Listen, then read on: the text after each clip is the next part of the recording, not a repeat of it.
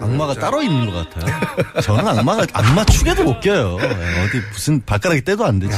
우병우 전 민정수석 한편으로는 대단합니다. 놀라운 일인 것 같아요. 네. 놀라운 일이고. 본인의 개인적인 재능도 대단한 것 같고요. 사실 우전수석에 대한 수사는요. 다들 혼돈하실 수 있는데 지난해 8월에 시작됐어요. 여름에 나왔다니까요. 여름에 나왔던 거예요. 원래 박 전 대통령 수사보다 먼저 시작된 거예요. 박근혜 최순실 게이트 말도 나오기 전부터. 최순실에 대해 사람들이 알기도 전에 우병우부터 시작을 한 건데. 우병우 전 민정수석이 거론되면서 이게 시작된 겁니다. 그렇죠. 특별수사팀이 그때 우전수석을 위한 특별수사팀이 이미 꾸려졌었는데 예. 아직까지 해결을 못 본 거예요. 결국에는. 그러니까요. 마지막까지 살아남았고 그리고 마지막 구속영장이거든요. 이게. 어마어마한. 최순실 박근혜 게이트의 마지막 구속영장 당사자 마지막 퍼즐이라고 불렀는데 또다시 빠져나가는 대단합니다. 근데 이게 우전수석이 빠져나간 건지 빠져나가게 이게 길을 터준 건지 저도 잘 모르겠어요. 물론 이제는. 터졌다고 봐야.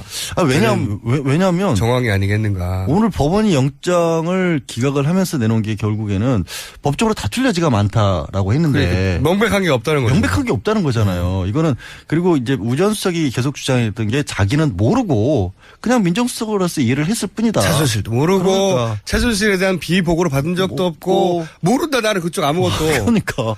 나는 K스포츠재단이 그렇게 한지도 모르고 미르도 그렇게 한 건도 모르고 아무것도 몰라요 이분은. 그러니까 순수한 의도였다는 거죠. 악마가 아니라 순수한 사람이었다. 일만 열심히 했다. 애초에 박근혜 대통령이 딱 그렸던 그림. 딱 그 그림 그대로를 우병우 전 민정수석은 여전히 고수하고 있는데 그러니까 빠져나간 거죠. 김기춘 전 비서실장도 못 빠져나간 거를 혼자 빠져나갔다라는 게 정말 대단한 사람이고. 그러니까 이게 대통령이 선의로 한 것이고 그렇죠. 대통령이 기업들이 자발적으로 한 것이고 가장 첫 번째 그 대응 틀이 있었잖아요. 그걸 문건을 바로 만들어준 게 민정수석실이었고 얘기하신 것처럼 그러니까 K스포츠하고 미르재단의 어떤 출연 자체는 어차피 문제가 없고 거기서 꺼내간 것도 없지 않느냐. 그래서 법적으로 아무 문제가 없다는 논리를 아직도 박 전 대통령은 주장하고 있잖아요. 고스란히. 그런데 그 틀 속에 만들어준 사람은 그리고 그 사람도 여전히 그 틀 속에서 얘기하는 겁니다. 그렇죠. 나는 몰랐다. 나는 정상적으로 모든 게 진행되는 줄 알았고 K스포츠나 미르재단은 아무 문제 없는 줄 알았고 최순실은 아무 관련 없는 줄 알았고 최순실의 존재도 몰랐고 최순실의 개입도 몰랐고 아무것도 몰랐고 나는 진공 상태에 살았다는 거죠 이게. 민정수석이. 야 대단하지 않습니까? 근데 그걸 법원이 받아들일 정도로까지 소명을 했다는 게 더 대단한 거고. 그렇다는 얘기는 검찰이 그거를 짚어서 이게 거짓말이라고 입증해내지 못했다는 거죠. 네. 그러니까 뒤에 뭐 증거인멸 도주를 따질 필요도 없는 거고 법원이 봤을 때 이게 죄가 되는지를 모르겠다는 건데. 검찰이 결국에 검찰 수사가 솔직히 부족했다는 거죠. 그러니까 검찰 과거에 그 이재용 부회장이 처음에 기각됐을 때는 이렇게까지 들어갔는데 기각됐느냐. 이건 법원의 문제 아니냐. 그렇죠. 판단 잘못 아니냐 했다면 이번에는 검찰이 법원이 판단할 거리를 주지 못한 거예요. 일단 SNS에 영장 담당 판사 이름이 실시간 검색으로 오르지 않아요. 그게 뭐냐면 그러니까 그냥 웃자고 드린 말씀이 아니라 이 언론을 통해서 알려졌던 여러 가지 사실들 우전수석이 이른바 자기 밑에 특별감찰관 대통령 직속의 이석수 특별감찰관 말고 자기 그냥 부하라고 표현을 할게요. 네. 검찰에서 데려왔고 경찰에서 지원받고 세무 공무원들 데려와서 쓴 그 특별감찰관이 어떤 횡포를 부르는지는 알려졌잖아요. 네. 영장도 없이 사무실 수색하고 개인적으로 모욕감까지 주고 공무원들. 네. 일단 공정위가 없는 데도 만든다고 하고. 없는 데도 만든다고 하고 이런 것들도 이게 그냥 민정수석으로서 일을 좀 지나치게 한 것밖에 안 된다라는 식으로 소명이 됐다라는 거거든요.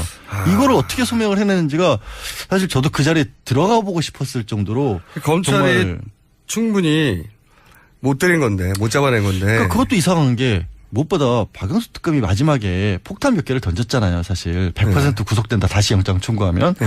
두 번째로는 검찰 수뇌부하고 전화통화했던 거를 다 폭로를 했잖아요. 그래서 계속해서 주장이 나왔던 게 그러면 결국 검찰도 자기 내부 수사를 해야 한다. 그렇지 않고서는 이게 입증될 수가 없다라고 했는데 안 했잖아요. 그리고 이건 이제 특검이 이제 끝났으니까 물론 뭐 지금 공소유지를 위해서 남아있는 분들은 있지만 수사는 끝났기 때문에 말씀드리는 건데 당시 특검 수사본부가 특검이 돌아갈 때 이 우병우 전 민정수석과 관련된 조사에 대해서는 그렇게 전화가 많이 왔대요.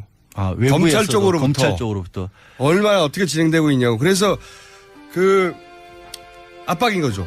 왜냐하면은 검찰 내부에 우병우 전 민정수석 라인으로 분류될 수 있는 분들이 우병우 전 민정수석의 수사 결과에 따라 자기도 함께 연루될까봐 알고 싶었던 거죠. 그래서 그 일종의 압력인 거죠, 압력. 하지 말라는 게 아니라 어떻게 돼가냐고. 그래서 그거 굉장히 괴로웠다고 해요, 특검에서. 그러니까 박용수 특검이 사실 자기 얘기를 하신 거예요. 세월호 외압과 관련해서 광주지검에 우전석이 전화 걸어가지고 상황 파악했다라고 청문회에서 얘기를 했잖아요. 네.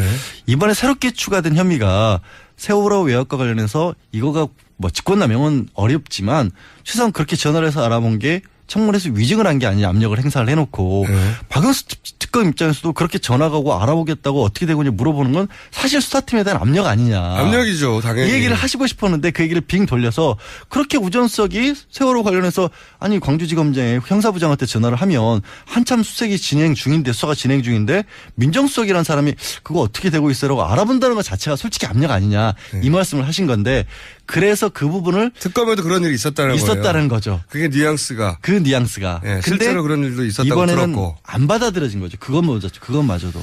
그리고 이제 제가 지난주에 들었던 이제 검찰 그 고위 관계자 이야기, 복수 관계자 얘기에 의하면 혼자 가지 않겠다는 얘기를 그렇게 했다는 거예요. 혼자 가지 않겠다.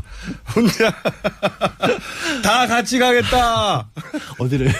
그러니까 그게 이제 정확한 워딩인지는 모르겠습니다. 하지만 제가 전달받은 워딩은 몇 년 더 살더라도 다 같이 가겠다. 그래서 들어갈 때 그렇게 비장한 표정을 짓고 들어갔대. 이게 내가 건드리면. 근데 그런 부분은 사실 저는 뭐 그것이 옳다 그러다 뭐 알겠다 모르겠다를 떠나서요. 이게 그러면 우전석 개인의 문제, 우전석이 그렇게 잘나서 사단이 이루어졌던 것이냐. 물론 아니면 저는 본인이 가지고 있는 개인이 그 법적인 영특함도 물론 여기에 바탕이 돼 있겠지만 검찰이 가지고 있는 구조적인 문제점이 들어가 있는 거예요. 그러니까 맞습니다. 민정수석이라고 하는 자리까지 갔었을 때 그 전 민정수석에 대해서 사법 처리가 되는 일이 벌어지게 되면 검찰 조직 자체가 사실은 와야 된다라고 검찰은 느끼고 있는 것 같아요. 민정과 검찰의 라인이 이번에 드러나고 그 사이에 혹시 국정농단 사태에 기여한 부분들이 기여하거나 방조하거나 묵인한 부분들이 드러날까 봐. 왜냐하면 그게 지금 계속해서 영장 발부가 될 것이라고 많은 분들이 예측을 했던 이유 중에 하나가 이번에까지도 만약에 수사를 제대로 못해서 영장이 안 나오면 검찰이 먼저 개혁 대상이 될 수밖에 없고 그런 부담을 검찰은 지뢰하지 않을 것이다. 그래서 최소한 우전석은 버릴 것이다라는 예측들을 했는데 그거를 같이 버려줄 사람이 너무 많아가지고. 그러니까 그거를 감수하고라도 우전석을 지키지 않으면 안 됐던 게 아니냐는 생각을 할 수밖에 없는 거예요. 지켰다기보다는 저는 꼭 지켰다기보다는 약하게. 야각 요 정도면 된 거 아니야 정도. 할 수 있는 선에서는 최선을 다했다고 저는 표현할게요. 그런데 그 할 수 있는 선이라는 게 법원이 보기에 턱없이 부족해 보였던 거죠. 그렇죠. 네. 그렇게밖에 선이 지금 안 되죠. 대통령까지 구속된 마당에 특정인을 사법부가 뭐 봐주고 그런 계제가 아니거든요. 오히려 지금. 더 엄격하게 하면 엄격하게 했죠. 그러니까 결국에는 박 전 대통령과 관련된 부분을 하나도 찾아내지 못한 거예요. 그러니까 검찰이 일 못한 겁니다. 박 전 대통령 그러니까 어떻게 보면 국민들이 보는 시선은 그거잖아요. 공범잖아요. 그러니까 직권남용 정도가 아니라 최동욱 전 검찰총장이 그 얘기를 계속했어요. 우병우 전 민정수석을 특검 끝나고 나서 제대로 수사하겠냐. 그냥 계속했었거든요. 그 우려가 이제 현실로. 그러니까 저도 보면 이거는 알면서 도와줬고 법적 지원을 해줬었고 이번에 새롭게 추가된 것 중에 하나는 K스포츠와 관련해서 최순실이 스포츠 사업에 진출을 하는 걸 도와주기 위해서 스포츠 클럽에 대해서 압력을 행사를 했다라는 부분이에요. 그게 제대로 밝혀졌다면 이건 직권남용이 아니라 정말로 국정농단 정치에 대한 방조범이에요. 공범이에요 사실상. 공범이죠. 적극적인 공범이죠. 그렇죠. 그런데 그거를 직권남용밖에 못하고 그것도 그대로 밝혀내지 못했다라는 건 검찰이 이번 일에서는 할 말이 없어요. 솔직히. 이 일을 못한 건지 안 한 건지 둘 다인지 모르겠으나 하여튼 그 비율은 모르겠어요. 안 한 것과 못한 것의 비율은. 하지만 두 개가 섞여 있고 그 결과 이런 사태에 이르렀기 때문에 검찰이 앞으로 비난을 계속 받을 거라고 봅니다. 제가 보기에는. 저는 당장 지금 대선 공약 모르겠어요. 나오는 것 중에 공통적으로 늘 나오는 얘기지만 경찰의 수사권 독립 얘기 나오고 있고 공직자 비리 수사처 얘기 계속 나오고 있는데 최소한 공직자 비리 수사처를 만들어야 되는 것 정도는 무조건 해야 될 것 같아요. 그러니까 그런 빌미를 주고 있어요. 안 하면 안 되죠. 검찰이 예를 들어서 지금 특검을 굉장히 잘했기 때문에 특검의 주요 인물들이 다 검찰에서 온 사람들이거든요. 그렇죠. 그러니까 그 공을 다시 가져갈 수 있는데 다 차놨어요. 지금. 선명하게 보이잖아요. 이게 못하는 게 아니구나라는 거를 공교롭게도 특검에서 보여줘 버렸단 말이에요. 아, 이런 부분을 찾을 수가 있구나. 그러면서 오늘은 어제 밤에 고영태 씨를 아니 근데 고영태 씨를 왜 어제 참 근데 전 그리고 또 사기죄 얘기 나오길래 언론에는 알선수 얘기만 나와서 그런가 보다 했더니 사기죄는 혐의 없다고 경찰에서 불기소로 통보했는데 혐의 없다고 통보된 거를 체포영장부터 받아놓고 변호사한테 전화해가지고 나올 날짜를 조절하다가 바로 체포를 해버린 문 뜯고 이게 말도 안 되는 거거든요. 제가 이런 대상에 많이 대봤잖아요. 이렇게 안 합니다. 아니 정말 뭐라고 해야 될까 이거는 실망스러운 게 네. 이렇게 날짜가 겹치는 일을 벌이게 되면 당장 어떤 얘기들이 나오면 아 이거 우전수석이 이런 식으로 나올 걸 예상을 했나? 알고 이렇게 친 게 아닐까? 그렇게 생각하죠. 그런 생각들을 엉뚱한 생각들을 할 수밖에 만드는 거예요. 자꾸 이게 너무 꼭 겹쳐야 되지 않아도 되는 날짜를 겹치게 만들었잖아요. 영장이 나와 있었잖아요. 영장이 나와 있다는 얘기는 언제 집행해도 상관이 없다는 얘기고 네. 그리고 실제로 고영태 씨 같은 경우에는 수사에 어느 정도 협조를 했단 말이에요. 뭐 많이 도망다니고 했어요. 그런 사람도 아니고 네. 거의 내부 고발자 수준의 일을 했기 때문에 얘기하신 것처럼 사기는 무혐의 처리로 떨어져 나갔고 네. 알선수재 같은 경우에는 이거 자체가 5년 이하밖에 안 되는 거예요. 게다가 본인이 아니라고 주장하고 그렇죠. 있거든요. 그렇기 때문에 그리고 뭐가 있냐면 다들 아는 게 고영태가 주도적으로 해서 알선수재 그러니까 공무원 자리를 앉힌 게 아니라 고영태 씨는 그걸 그 자리를 줄 능력이 없잖아요. 그렇죠. 최순실 씨를 동원한 거야, 최순실을. 그러면 주범이 아니란 말이에요. 굳이 급하게 영장을 가지고 체포를 해야 할 이유가 없었는데 왜 어제 하냐고요, 이거를. 그러니까 날짜도 그렇지만 절차적으로 보면 이게 왜 말이 안 되냐면 그 경찰에서 무혐의로 이건 혐의 없다고 털어왔는데 그래서 이제 불기소 처분 통보됐잖아요. 불기소라고. 그러니까 혐의 없다고 떨어졌어요. 일단 조사를 했던 경찰이. 물론 뭐 혐의 없다고 해서 검찰이 재수사하지 말란 법은 없어요. 아니, 어차피 수사권은 검찰에 있으니까. 예, 할 수 있지만 기초조사를 했더니 혐의 없는데요. 별거 아닙니다 하고 넘어간 사안이었는데 요 사안으로 체포영장을 미리 발부를 받아놔요. 잘 오는 사람인데 연락되는데 특검에 여러 번 갔던 사람인데 일단 체포영장부터 받아놓고 그런 다음에 변호사하고 통화를 해요. 언제 나오실 거냐고. 그렇죠. 언제 나오실 거냐고 날짜를 조정하다가 갑자기 언제 나갈 거라고 말했는데 그 다음날 체포를 해버려요. 그렇죠. 나올까봐.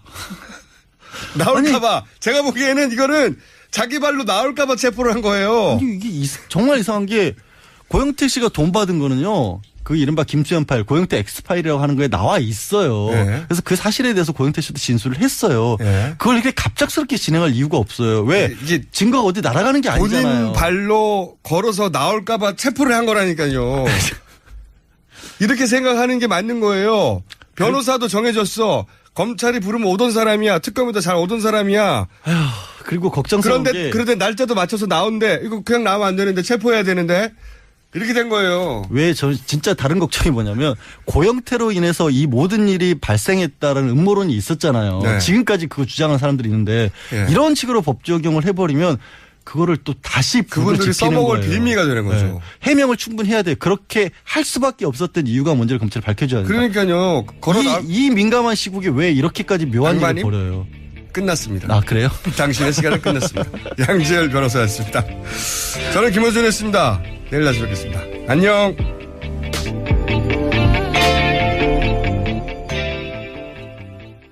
근데 몰랐다.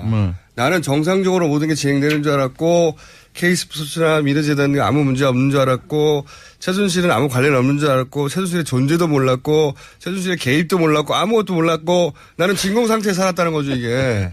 민정수석이. 야 대단하지 않습니까? 근데 그걸 법원이 받아들일 정도로까지 소명을 했다는 게 더 대단한 거고. 그렇다는 얘기는 검찰이 그거를 짚어서 충분하게 이게 거짓말이라고 입증해내지 못했다는 거죠. 예. 그러니까 나 뒤에 뭐 증거인멸 도주를 따질 필요도 없는 거고 법원이 봤을 때 이게 죄가 되는지를 모르겠다는 건데. 검찰이 주장한 결국에 검찰 정도만 수사가 듣고는. 예. 솔직히 부족했다는 거죠. 그러니까 검찰 과거에 그 이재용 부회장이 처음에 기각됐을 때는 이렇게까지 들어갔는데 기각됐느냐. 이건 법원의 문제 아니냐. 그렇죠. 판단 잘못 아니냐 했다면 이번에는 검찰이 법원이 판단할 거리를 주지 못한 거예요. 일단 SNS에 영장 담당 판사 이름이 실시간 검색으로 오르질 않아요.